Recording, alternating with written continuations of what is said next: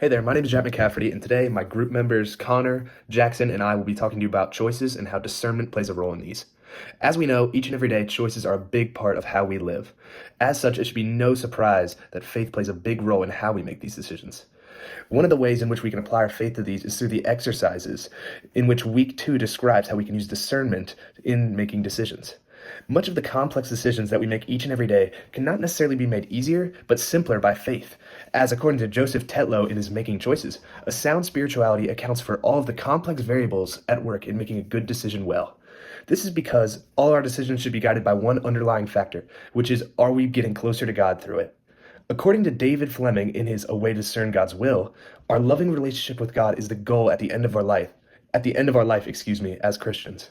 All of our choices are means or steps towards reaching this goal.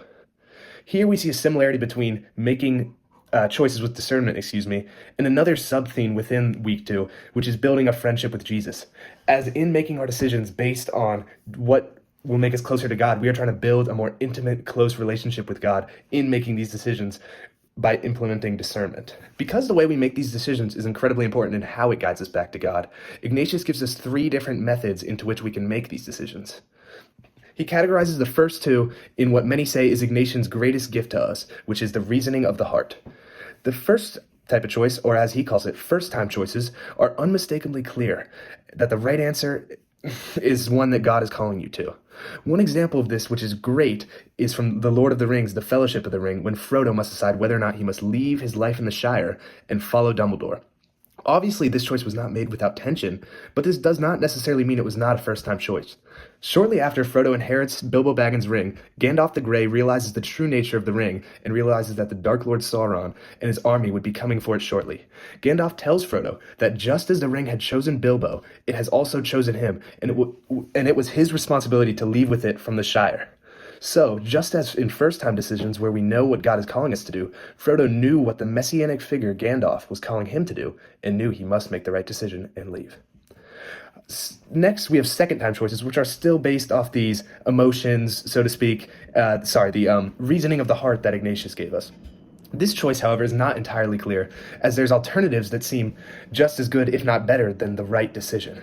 As such, we need to listen to our inner movings, as Ignatius called them, of the Spirit, such as consolation, which is a great feeling of inner flame for love of the Lord, an increase in hope, faith, and charity, as well as other emotions such as desolation, which is pretty much everything the opposite, bad feelings. These are not simply feelings, but inner movings of the Spirit and must be carefully assessed. Especially because you can sometimes misinterpret these feelings.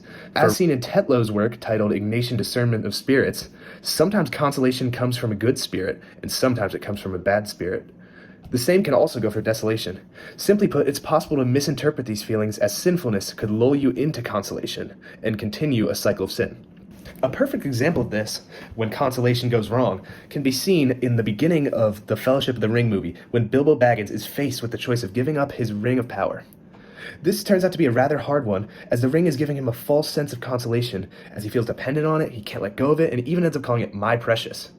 Here, consolation would be an extremely misguiding emotion, as it would encourage Bilbo to continue his sinful behaviors. However, with proper discernment and time, he eventually decides to leave the ring behind.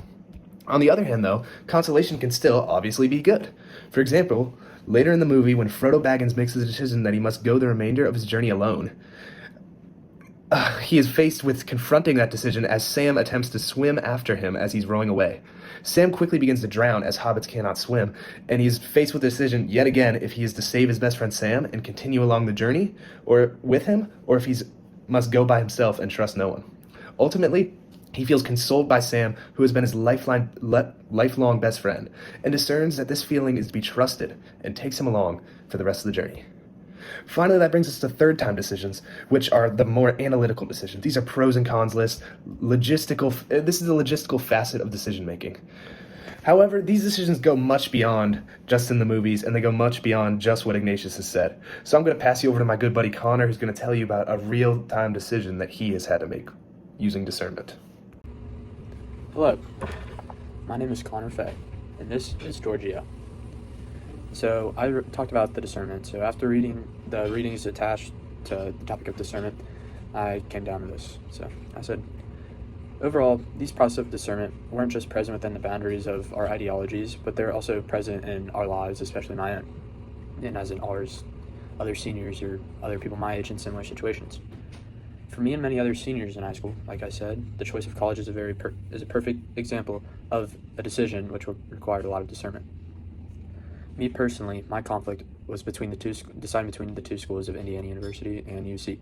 I had pros and cons of each, and it was a very hard decision.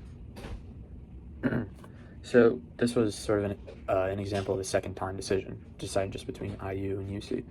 So while also using some of the analytical aspects in the third time decisions, I listened to what I really felt was the right spot to go and what I thought God was calling me to go and do what was right.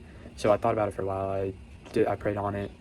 I was really conflicted. I really didn't know where I wanted to go. And after some reflection, I realized I felt what Ignatius may have described as the desolation, as I thought at IU. Like I said, I felt scared and overall not sure on how I would feel going to IU, such as far away from my family, far away from my friends, starting fresh. Also the aspect of it also being much more expensive, me probably having to pay for part of it, although if I'm at UC, it'd be mostly being paid for by my parents. So that is another big problem for me. Then on the other hand, I also felt consolation of going to UC, I guess pros and cons, as I'm close to my friends and I'm close to my family, and I want to be able to keep continuing building those relationships that I have with my family, where if I was far away at IU, I wouldn't be able to do that.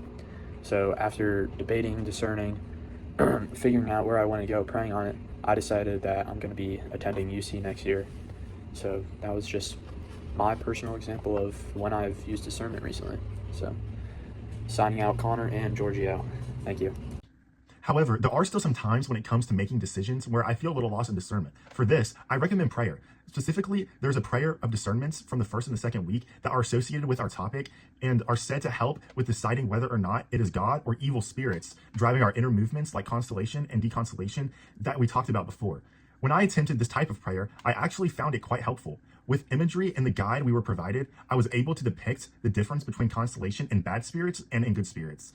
In the words of the article, I was able to picture the constellation of God coming as a light, as a drop of water entering a sponge, seeming to come out of nowhere with no previous cause, while the constellation of bad spirits was rough and aggressive. I was able to imagine how constellation of bad spirits can pull you into more bad, and could even reflect on a glimpse of this in my own life, as the infamous senioritis seems to be setting in for me, and how I have found a similar feeling of false consolation in this. So overall, I liked the prayer experience a lot, as I was able to clearly imagine the differences between types of inner moving and reflect on their impact on my own life, which was great, which has had a great impact on our topic, since how we interpret our inner spirit and emotional triggers like constellation is how we discern what choices are best to make.